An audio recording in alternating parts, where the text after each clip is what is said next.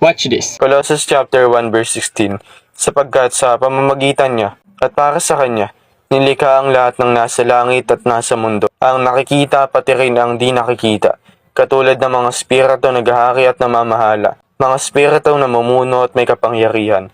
Panghuli at pinakapatunay na may Diyos ay ang ating Panginoong Hesukristo, yung pagkakatawang tao niya, ang patunay na may buhay na Diyos. Colossus chapter 1 verse 15, si Kristo ang larawan ng di nakikitang Diyos at siya ang may kapangyarihan sa lahat ng nilikha. Alam kong marami sa atin na kinakatok na nga ng Panginoong Hesukristo ang kanilang puso.